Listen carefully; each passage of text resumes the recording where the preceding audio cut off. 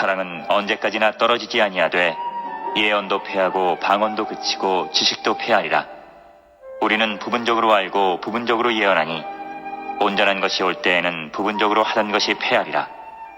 내가 어렸을 때에는 말하는 것이 어린아이와 같고 깨닫는 것이 어린아이와 같고 생각하는 것이 어린아이와 같다가 장성한 사람이 되어서는 어린아이의 일을 버렸노라.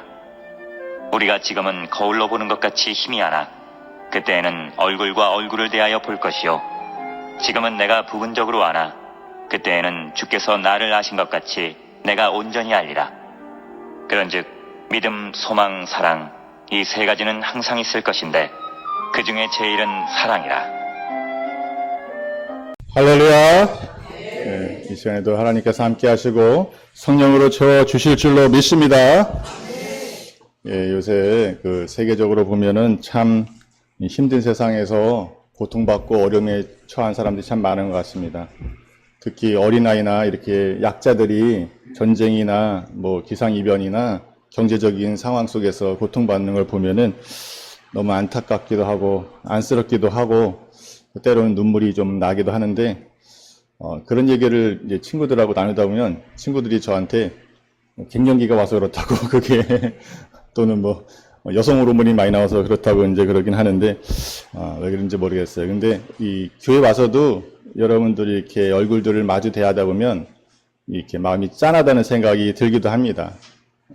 일일이 얘기하진 않아도 각자 위치에서 치열하게 어려운 가운데 지키고 버티고 잘 살아오시다가 또 주일날 되니까 하나님 이제 찬양하고 감사하고 영광 돌리려고 이렇게 모이신 사연을 보면서 얼굴들을 대할 때 보면 이 마음이 짠하기도 하는데 하나님께서 여러분 이 시간 반드시 한 사람도 예외 없이 은혜와 새 힘으로 채워주실 줄로 믿습니다. 하루가 누구에게나 공평하게 24시간이 다 주어졌습니다. 그런데 그 시간을 크게 나누면 의미 있는 시간과 의미 없는 시간으로 이렇게 나눌 수가 있죠. 그래서 그것을 카이로스의 시간이다, 크로노스의 시간이다 이렇게 구별하는 사람도 있는데 크게 보면 의미 있는 시간과 의미 없이 보내는 시간을 나눌 수가 있는데 여러분 그 중에서 우리가 이렇게 예배하고 찬양하고 기도하고 이런 시간이 가장 의미 있는 시간인 줄로 믿습니다. 여러분 오늘도 하나님을 감사하면서 찬양해야지 경배해야지 이런 마음으로 여러분이 교회를 떠나시는 준비하는 시간부터 이미 의미 있는 시간은 시작된 줄로 믿습니다. 이렇게 의미 있는 시간 장소에 참석하신 여러분 한 사람 한 사람이 귀하신 줄로 믿습니다. 오늘의 본문의 말씀을 이제 들어가서 보면은 8절부터 보면은 언제까지 떨어지지 않고 변하지 않는 것이 있고 때가 되면 피하고 그치는 것이 있다고 성경은 말씀하고 있습니다. 8절에 보면 사랑은 언제까지나 떨어지지 아니하되 예언도 패하고 방언도 그치고 지식도 패하리라. 그러니까 끝까지 떨어지지 않고 변함없는 것이 있는데 그것이 뭐라 그랬어요? 성경은 사랑이다. 사랑은 언제나 떨어지지 않고 가장 고귀한 것이 사랑이라고 말하고 있습니다. 그래서 고린도전서 13장을 흔히 사랑의 장이라고 많이 표현하고 있습니다. 1절부터 7절까지는 사랑이 얼마나 높고 위대한지에 대해서 자세히 기록을 하고 있죠. 그래서 우리도 그전에는 이제 이 복음성가 참 많이 불렀던 것 같아요. 천사의 말을 하는 사람도 이런 사랑에 대한 복음성가 많이 불렀죠. 또 사랑은 언제나 오래 참고 이런 찬양도 참 많이 했는데 그것처럼 이렇게 사랑은 참 높고 위대한데 그것은 언제까지나 떨어지지 않고 항상 변함이 없다고 성경은 말하고 있습니다. 반대로 또 패하고 그치고 멈추는 것이 있죠. 그것은 뭐냐면 예언도 패하고 방언도 그치고 지식도 패할 때가 있다고 성경은 말씀하고 있습니다. 9절부터 12절까지 말씀을 보면은 우리는 부분적으로 알고 부분적으로 예언하니 온전한 것이 올 때에는 부분적으로 하던 것이 패하리라. 내가 어렸을 때에는 말하는 것이 어린아이 같고 깨닫는 것이 어린아이 같고 생각하는 것이 어린아이 같다가 장성한 사람이 되어서는 어린아이를 버렸노라. 우리가 지금은 거울로 보는 것 같이 희미하나 그때는 얼굴과 얼굴을 대하여 볼 것이요 지금은 내가 부분적으로 하나 그때에는 주께서 나를 아신 것 같이 어떻게 해요? 내가 온전히 알리라. 그러니까 온전한 것이 올 때에는 부분적으로 하던 것이 어떻게 된다고 말하고 있습니까? 다 패할 때가 있다는 거예요. 그러니까 구리거울, 그러니까 거울이란 것은 지금의 거울을 말하는 게 아니라 구리거울을 말하는 거예요. 지금 거울은 얼마나 내가 눈에 뭐 하나 뺄 정도로 이렇게 뚜렷하게 잘 보여요. 그런데 여기서 말하는 거울은 이 구리거울처럼 희미하게 부분적으로 알던 시대에서 그때가 되면 온전한 것이 올 때가 되면 이렇게 부분적으로 하던 것, 어린아이처럼 지냈던 것들은 다 어떻게 돼요? 패하게 된다는 거예요. 그리고 얼굴과 얼굴을 주님과 대하여 보는 것처럼 온전하게 알 그 시기가 있다고 성경은 말씀하고 있습니다. 첫 번째 패하는 것들의 첫 번째 뭐예요? 무엇을 패한다 그랬어요? 예언도 패한다 그랬죠, 예언. 예. 그래서 이 예언이라는 것은 뭐 여러 가지가 있겠지만 그 개인적으로 우리가 했던 예언들, 개인에 대한 예언들 이거 다 패한다는 거예요.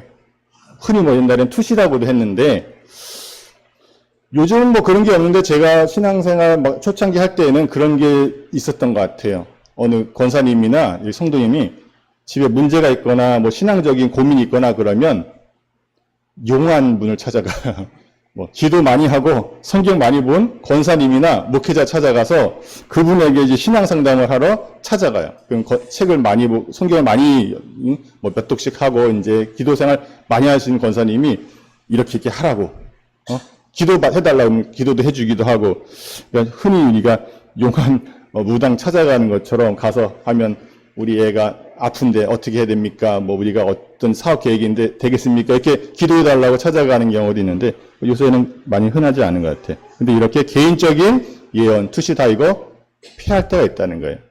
그뿐만 아니라 이 부분적으로 또 학문적으로 사람들이 연구하고 해서 판단했던 예언들 이것도 부분적으로 했던 예언들은 다 어떻게 된다는 거예요? 다 패하게 된다는 거예요. 그래서 대형교회들도 얼마나 많은 오류를 범했는지 몰라요. 우리가 한 예전만 해도 2000년 정도 되면 그때 주님 오신다고 물론 2단, 뭐 다미성교회 같은 2단들 뿐만 아니라 정통 대형교회들, 세대주의적인 대형교회들도 그때 주님 오신다고 했다가 오류를 범한 경우도 많이 있습니다. 이렇게 사람들이 학문적으로 또는 부분적으로 개인의 연구에서 했던 예언들 다 어떻게 된다는 거, 이건 다 부분적인 예언 다 패하게 된다는 거예요. 이렇게 예언도 패하고 두 번째는 방언도 그친다는 거죠. 여러분, 방언의 내용이 어떤 건지에 대해서 성경은 자세하게 기록하고 있지는 않습니다. 그런데 단지 사도행전 2장에 보면 성령이 충만하게 역사가 이루어질 때 초대교회에 이 제자들이 하는 말들이 자기가 태어난 그 방언, 고향의 말로 듣게 된 것은 하나님의 역사 중에 특별한 역사의 은사의 분명히 하나인 것은 분명한 사실입니다. 그러니까 성령이 크게 뜨겁게 불의 성령이 임할 때 이렇게 제자들이 하는 말들이 여러 나라 사람들이 그때 모였거든요. 신기하니까 한 10개국 이상의 나라들이 모였을 때 제자들이 막 여기서 하나님의 말씀을 선포하는 게 각자 자기네 지방의 말로 들리는 거예요. 그것은 분명한 하나님의 은사이면 틀림없습니다. 그래서 초대교회 영적인 영화기에 언어 소통을 위해서 그렇게 방언이 필요했던 때가 있었던 거죠. 그래서 제가 만약에 여기서 이렇게 하나님은 사랑이시다 하면은 영어권에 있는 사람들 어떻게 들려 이게? 그 사람 귀에는 God is love 이렇게 들리는 거예요. 이 말이. 그리고 일본 사람들은 감이다 아이와 이렇게 들리는 거예요. 그 말이. 제가 한 말이 한국말로 한 게. 그리고 중국 사람들은 샹디샤이 이 말로 들린다는 거예요. 그러니까 제가 이렇게 한국말로 해도 각 지방 사람들이 모였다가 그 자기 나라의 말로 그게 들리는 거예요. 그러니까 굉장히 독특하고 특별한 하나님의 은사 중에 하나인 것은 분명한 사실이죠. 그러면 처음에 이 방언이 생길 때의 그 기능과 역사를 생각할 때 지금 방언이 필요할까요? 제가 여기서 지금 방언해서 하면 여러분이 한국 사람 말고 딴 사람이라도 있어서 그걸 들을 필요가 있어요?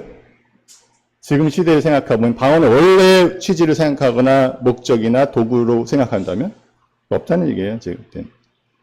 그리고 지금은 이 번역기가 얼마나 좋은지 번역기에 대고 말하면 아주 번역이 잘 돼. 뭐 챗비트나 아니면 요즘 뭐 그 AI 번역기를 통해서 번역을 하면 얼마나 번역이 잘 되는지 몰라요. 그러니까 처음 방언의 역할을 생각할 때 지금 방언은 다 어떻게 된다는 거예요? 다 패하게 된다는 거예요. 그 사도 바울도 방언을 했어요. 사도 바울이 방언을 했을까 안 했을까요?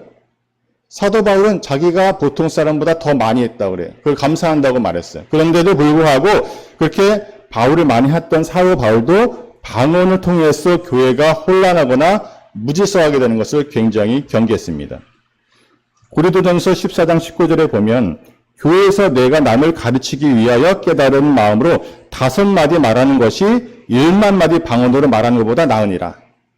그러니까 깨닫는 말로 이해하기 쉽게 하는 그 가르침이 방언보다 더 높다는 거예요. 그리고 고린도전서 14장 23절에는 온 교회가 함께 다 모여 방언으로 말하면 무식한 자들이나 믿지 않은 자들이 와서 이 미쳤다 하지 않겠느냐. 그러니까 다들 방언으로 샬라샬라 하면은 누가 와서 보고 여기 교회 좀 미쳤는 사람들 아니야 이렇게 할 수도 있으니까 어떻게 방언을 할 때는 질서 있게 하라고 권면하고 있습니다. 이런 방언들도 온전한 시대가 되면 그치게 된다는 것을 여러분 기억하시길 바랍니다. 또 세 번째가 뭐였어요? 무엇을 패한다 그랬어요? 세 번째는 지식도 패할 때가 있다. 그러니까 우리가 부분적으로 알던 것, 희미하게 알던 것, 그런 세상적인 지식들, 또 하나님을 아는 지식들 다 이거는 온전한 것이 올 때는 패할 때가 있다는 거예요. 그 역사가 증명하고 있잖아요. 이 세상적인 지식의 오류를. 여러분 역사에서 잘 알겠지만 지동설하고 천동설. 옛날에는 어떻게 지구가 있고 태양이 돈다고 생각했잖아요. 그리고 끝에 가면 이 케이크 같아서 낭떠러지가 있어서 멀리 가지도 않았어요. 그런 시대에 지동설을 주장한 사람도 있었잖아요. 코페르니쿠스가 그 카톨릭 사제였고 천문학자였는데 죽기 전에 그 책을 썼어요. 이렇게 천동설에 대해서, 지동설에 대해서. 근데 그 사람은 이제 그러고 죽었는데 그 후에 그것을 지동설을 주장했던 사람 중에 브루노라는 사람은 극심한 혀가 뚫리는 고문도 당하고 마지막에 화형을 당했어요. 물론 그 사람이 지동설 때문에만 죽었는지는 알 수 없고 다른 복합적인 이유가 있겠지만 그렇게 지동설 주장하다 죽은 사람도 있고 우리가 잘 아는 갈릴레이도 종교 집판 통해서 너 이거 말하면 안 된다고 다짐하라 해서 안 하겠다고 해가지고 목숨을 구했어요. 그렇지만 마지막 때는 가택연금도 당하고 굉장히 고통을 당했죠. 그래서 이 교황청이 공식적으로 그것에 대해서 여러 번 사과하기도 했습니다. 그렇게 우리가 믿는 이런 지식이라는 것, 세상의 지식이라는 것도 굉장히 오류가 많고 수정돼야 될 부분도 많은 것이죠. 전 지금도 그 진화론에 대한 거를 이제 완전히 좀 개선돼야 된다고 생각하는데 진화론은 그런 거잖아요. 우연하게 이 물질들이 폭발에 의해서 우연하게 아미노산이나 단백질이 되고 이 단백질이 우연하게 생명체의 원시 생명체가 되고 이 생명체가 계속 진화를 통해서 지금 이렇게 생물들이 됐다는 거잖아요. 이 진화론이. 우연하게 무생물이 결합에 의해서 생명이 되고 생명이 진화됐다는 건데 말이 안 되는 것 같아요. 저는 생각에는. 이건 비난을 받을지 모르지만 모래를 놨는데 우연히 모래가 아파트가 됐다는 논리거든요. 이게. 철가루를 가지고 흔들었더니 우연히 로봇가 돼서 나왔다는 거예요. 이건 확률적으로 볼 때. 그러니까 이 진화론이 얼마나 말이 안 되는 겁니까? 창조론을 대적하기 위해서 생겼는지 모르겠지만은 그래서 여러분 그런 거 있어요. 진화라는 건 있죠. 그러니까 북극 여우와 사막 여우가 다르잖아요. 환경에 따라서 이렇게 다를 수 있어요. 털의 두께나 귀의 크기나 이런 건 다를 수 있지만 그렇다고 여우가 진화돼서 사람이 됩니까? 될 수 없는 거거든요.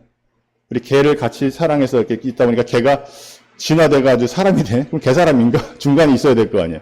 그럴 수 없다는 거예요. 종을 건너뛸 수 없다는 거죠. 이런 것들도 다 이제 폐기되어야 됐다는 지식이라고 생각합니다. 태양에 대해서도 그런 것 같아요. 태양이 여러분 과학자들은 헬륨이 폭발해서 이게 이제 지금 빛이 온다는 건데 그럼 몇십억 년을 지금 헬륨이 폭발하고 있는 거잖아요. 태양은. 그럼 그 폭발한 가스나 이거 쟤는 얼마큼 태양계 다 덮었을 거 아니에요. 벌써 수십 년을 폭발했는데. 그럼 지금 폭발했으면 사이즈가 어떻게 돼야 돼? 뭐든지 폭발하면 그게 줄어져야지. 수십 년을 폭발했으면 어떻게 돼? 이 사이즈가. 근데 지금 태양이 어때? 크기가. 똑같잖아요. 그러면 어때요? 그리고 가스가 많다고 천천히 폭발하고 적다고 천천히 빨리 폭발하는 것도 아니잖아요. 그런 의미에서 볼 때는 이런 세상적인 지식 그런 것도 다 때가 되면 온전한 때가 되면 다 다시 패할 때가 있다고 성경은 말하고 있는 것입니다. 뿐만 아니라 영적인 지식에 대한 오류도 마찬가지입니다. 온전한 때가 되면 사람들이 그 인간적으로 해석하고 학문적으로 쌓아온 이 지식도 성경적인 그 지식들도 다 때가 되면 패할 때가 있다고 말하고 있는 것입니다.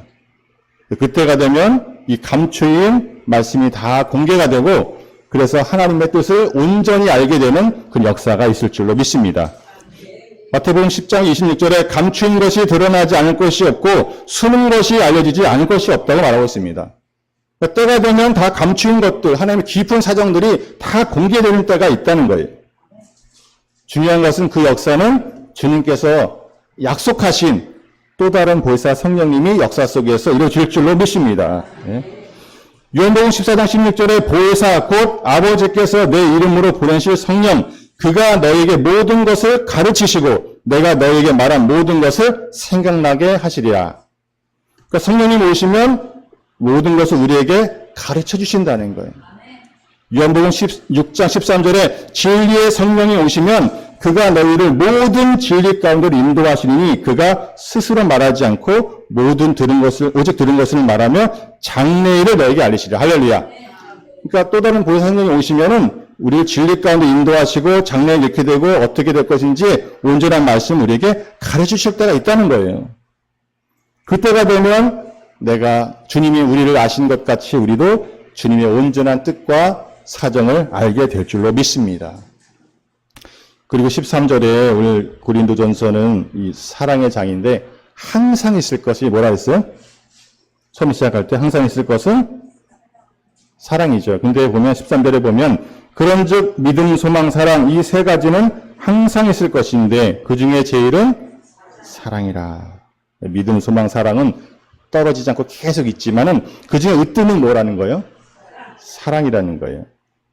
사랑은 방언보다 천사의 말을 하는 것보다도 산을 옮길 만한 믿음보다도 또 남을 구제하는 것보다도 더 높은 것이 이 사랑인 줄로 믿습니다.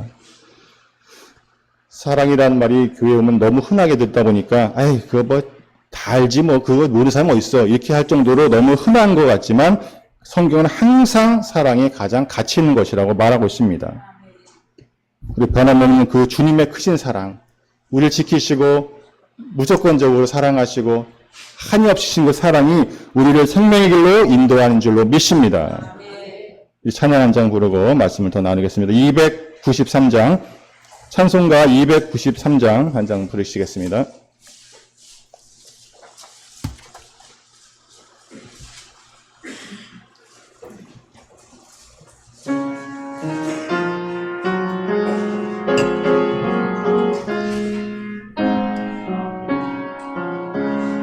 주의 사랑 비칠 때의 기쁨 오네 근심 걱정 물러가고 기쁨 오네 기도하게 하시며 희미한 것 물리쳐 주의 사랑 비칠 때의 기쁨 오네 큰 사랑 내 맘속에 충만히 비칠 때 찬송하네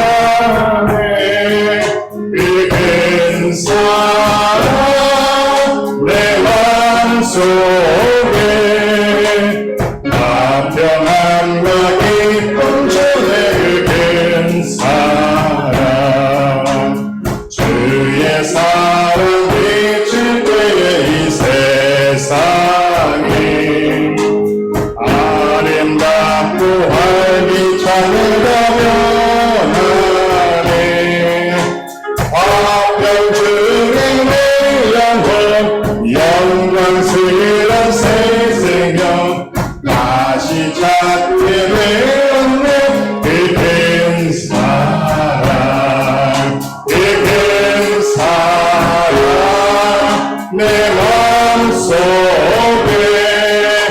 충만하게 비칠 때 찬송하네 그 큰 속에 화평함과 기쁨의 그게 사랑 주의 사랑 비칠 때 세상이 어둠 슬픔 주같이가 사라져 우리들의 가는 길 밝히기 찾으시며 복을 받게 하시네 이 큰 사랑 아멘 이 큰 사랑 내 마음속에 충만하게 비칠 때의 찬송하네 그 큰 사랑 내 마음속에 화평함과 기쁨 주의 그 큰 사랑하면 주의 사랑 비칠 때의 그 광채가 찬란하게 우리를 불러비치겠네 세상 모든 이기고 천국 생활할 때도 주의 사랑 비치네 이 큰 사랑 이 큰 사랑 내 속에 충만하게 비칠 때의 찬송하네 이 큰 사랑 내 맘속에 화평함과 기쁨 주네 그 큰 사랑 할렐루야. 예, 이제 말씀을 좀 더 깊이 들어가 정리하자면 성경은 오늘 본문에 말씀하신 대로 온전할 때가 되면 이렇게 부분적으로 하던 것들이 다 어떻게 된다고요?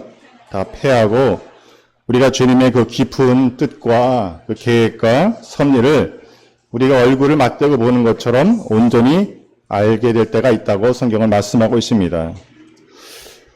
이 그때 했던 것처럼 이 온전한 때는 바로 세상 마지막 종말 이 시대인 줄로 믿습니다. 그리고 그때가 되면은 성경은 우리가 온전한 말씀을 위해서 초보적인 수준에서 누군가에게 새롭게 가르침을 받아야 된다고 말씀하고 있습니다.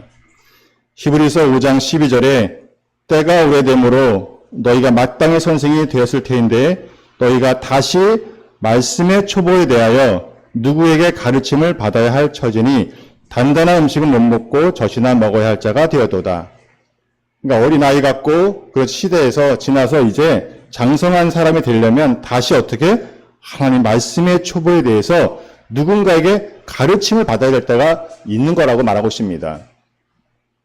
그래서 이 하나님의 비밀의 말씀과 이 계시의 말씀이 그런 가르침을 통해서 공개되는 온전한 시대가 열리게 된다고 성경은 말씀하고 있는 겁니다. 계속 10장 11절에 그래서 많은 백성과 나라와 방언과 임금들에게 다시 예언해야 될 때가 성경은 있다고 말씀하고 있는 것입니다. 그래서 온전한 것이 올 때는 우리가 새로운 누군가에게 가르침을 받아야 된다는 것이죠. 여러분, 구약시대에 복이 있는 사람은 하나님께서 주신 율법에 순종하는 자가 가장 복이 있는 자예요. 그러니까 하나님께서 이제 이렇게 살라고 새로운 기준을 주셨잖아요. 그게 뭐예요? 율법이에요. 그러면 하나님께서 주신 율법을 잘 마음에 새기고 그 율법에 순종하는 자가 구약시대에는 가장 복이 있는 사람이었어요. 그럼 신약시대에는 어떻습니까? 예수님께서 주신 복음에 순종하는 자가 복이 있는 줄로 믿습니다. 그러니까 예수님 당시에는 이 구약에서 그렇게 예언했던 그 중심, 그리스도이신 예수님을 보고서 그 예수님께서 주시는 그 말씀을 듣고 믿고 순종하는 자가 예수님 당시에 신약시대에는 복 있는 자인 줄로 믿습니다. 그럼 이 온전한 시대가 이제 마지막 시대에 이 시대는 어떤 사람들이 복 있는 사람들인가?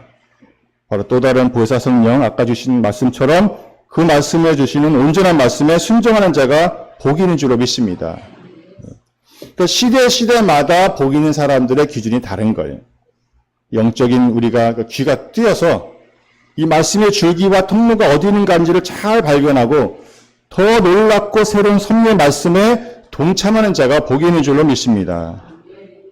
그러니까 온전한 것이 올 때는 어떻게 돼요? 온전한 것을 따라야 될 줄로 믿습니다. 예전에는 전화기만 이렇게 해도 굉장히 신기했잖아요. 어릴 때는 공중전화나 이렇게 전화기 집에 딱 돌리는 전화기 저도 이렇게 무거운 거 하나 있었는데 그것만 해도 어딘가 전화가 건다는 자체만으로도 대단했던 것 같아요. 그러다가 대학 다닐 때는 그 삐삐를 차고 있으면 얘는 완전히 뭔가 좀 있어 보여. 그렇죠? 이미 드러나게 이거 일부 싹 까고서 아니면 카페 나가면 이렇게 올려놔 테이블에다 나 있다는 거지 삐삐. 그래서 진동만 오면은 그냥 쓱 천천히 보면서 전화 딱 받으러 가고 이랬던 시절이 있었는데 지금 그런 거 없잖아. 누가 안 쓰잖아 삐삐는. 모르는 분도 있을 것 같기도 하고. 그러다가 이제 휴대폰 나올 때는 너무 신기하더라고요. 뭐 시티폰이나 이런 거만 해도 들고 다닌다는 것 자체가 이만한 무전기 같은 거 들고 다녀도 엄청 신기했는데 지금은 그것도 안 쓰잖아요. 지금 다 뭐예요? 스마트폰 쓰면서 이거 얼마나 기능들이 많은지 몰라요. 그리고 AI 스마트폰이 나와서 요새는 뭐 AI가 알아서 막 대답도 해주고 질문도 이렇게 해준 시대가 됐습니다. 이렇게 더 발전해 갈 때는 발전해 가는 것을 따라가는 게 복이 있잖아요. 세상에서도. 지금 저도 타자 좀 쳤는데 탁탁탁 하고 탁탁 치고 타자 치는 사람 없잖아요. 지금 다 컴퓨터 워드 프로세서를 이용해서 하지 누가 쓰지 말라고 해도 타자 치는 사람 없잖아요. 저도 탁탁탁탁탁 치다가 땡 하면 착 밀고 이거 재밌었는데 지금은 이제 그런 사람 없을 겁니다. 이렇게 세상에서도 더 좋은 것이 올 때는 따라가야 되는 것처럼 영적인 것도 그런 줄로 믿습니다. 그런데 놀라운 것은 여러분 예수님이 이 땅에 오셨을 때에 예수님을 가장 핍박하고 대적했던 사람들이 누굴까요? 이방인이 와서 우상 숭배자들이 와서 예수님 핍박했나요? 율법을 가장 잘한다는 사람들, 제사장들, 율법주의자들, 하나님의 말씀이라고 생각했던 그 율법을 하나님 주신 건데 이것을 깨지 못하고 그러니까 율법을 잘 아는 사람들이 예수님을 가장 대적하고 핍박하고 마지막에는 십자가까지 몰고 갔던 사람들이 바로 율법을 가장 잘하는 사람들이었어요. 예수님을 모르거나 아니면 뭐 율법을 모르는 사람들, 이방인들이 와서 예수님을 십자가에 못 박은 게 아니잖아요. 그런 것처럼 지금도 우리 기존의 이 틀을 깬다는 것, 그리고 성장한다는 것, 그것은 쉽지 않은 일입니다. 어떤 면에서는. 그러나 깨닫는 자는 복이 있을 줄로 믿습니다. 네. 자기가 갖고 있던 틀을 깨고 새로운 것을, 영적인 것을 받아들이고 온전한 것을 받아들이는 자가 복이 있는 줄로 믿습니다. 네. 마지막 시대, 이제 마지막으로 사랑에 대한 얘기를 한 번 더 드리려고 합니다. 시대가 변해도 가장 높은 것은 사랑이라고 성경은 말하고 있습니다. 그래서 고린도전서 12장에도 가장 큰 은사는 사랑이라고 말하고 있어요. 여러분 성경을 딱 압축해서 딱 한마디로 말하자면 바로 하나님 사랑, 이웃 사랑이라고 할 수 있습니다. 예수님도 이 땅에 계실 때 마태복음, 마가복음, 누가복음을 통해서 네가 목숨과 마음과 뜻을 다해서 하나님을 사랑해라. 그리고 내 이웃을 너 자신처럼 사랑하는 것. 이것이 바로 율법의 완성이라고 했어요. 그러니까 성경을 압축해서 말하면 결국은 하나님을 내 목숨처럼 진심을 다해서 사랑하는 것. 그리고 이웃을 내 몸과 같이 아끼고 사랑하는 것. 이것으로 두 가지로 압축할 수가 있습니다. 그러면 우리가 이렇게 귀한 말씀을 받고서 예수님의 사랑으로 이웃을 진정으로 사랑했는가? 우리 크리스찬들이 이 세상을 그리스도의 사랑으로 변화시켰는가? 이것을 한번 생각해 볼 필요가 있다고 생각합니다. 여러분, 이 세상이 얼마나 참 뉴스 봐서 아시겠지만 얼마나 힘듭니까? 고통받는 사람들 얼마나 많습니까? 그것을 해결하려고 우리 크리스찬들이 얼마나 많이 노력하고 사랑을 베풀었는가를 한번 되새겨 보게 됩니다. 매일 우리나라에도 40명 가까운 사람들이 자살을 하고 있다고 합니다. 자동차로 1년에 사망하는 자가 이제는 많이 줄어서 3,000명이 안 돼요, 1년에. 그러니까 자동차 사망자가 많이 줄은 거죠. 그래도 조금 사고 나면 얼마나 뉴스에서 크게 나와요. 조금만 사고 나도. 그런데 1년에 자살자로 죽는 사람이 약 15,000명이 됩니다. 해마다. 10년이면 15만 명이니까 작은 도시들이 계속 사라지는 거예요. 그만큼 우리가 자살자가 많아요. 물론 그 여러 가지 이유가 있겠죠. 경제적인 것, 뭐 정신적인 것, 뭐 사람과의 관계 다 복합적이겠지만 자살자가 15,000명이 난다는 얘기는 전 생각해보면 죽지 못해 사는 사람은 또 얼마나 많을까. 차마 죽지 못한 사람은 또 그러니까 이렇게 힘들게 살아가는 사람들을 우리 크리스찬들이 사랑으로 좀 보듬어주고 위로한다면 얼마나 더 밝은 세상이 될까를 한번 생각해 보게 됩니다. 마지막으로 정리하자면 온전한 것이 올 때는 온전한 것을 받아들이고 순종하는 우리 모두가 되자. 그리고 그리스도께서 우리를 사랑하신 그 사랑을 가지고 우리도 저 상처받은 사람들을 위로하고 또 새 힘을 주는 그런 아름다운 삶을 사는 우리 모두가 되기를 바라면서 오늘 말씀을 마치도록 하겠습니다. 사랑해 주님 감사합니다. 오늘도 말씀 속에서 은혜 나눌 수 있도록 허락해 주시니 진심으로 감사를 드립나이다. 성경은 온전한 때가 되면 부분적으로 하던 것이 패하고 우리가 주님의 높으신 뜻과 계획과 섭리를 온전히 알 때가 있다고 말씀하고 있습니다. 주여 저희들도 이 온전한 말씀 영의 귀가 트여서 감당할 수 있도록 또 순종할 수 있도록 주님 붙잡아 주시옵소서. 더 원하기는 이 세상 끝날까지 저희들에게 변함없이 주시는 주님의 사랑으로 이 어두운 세상을 환하게 저희들을 밝히고 지치고 상처받은 사람들을 위로하고 용기를 주고 새 힘을 줄 수 있는 아름다운 삶을 살 수 있도록 주님 붙들어 주시옵소서. 감사드리며 예수님의 이름으로 기도드리옵나이다.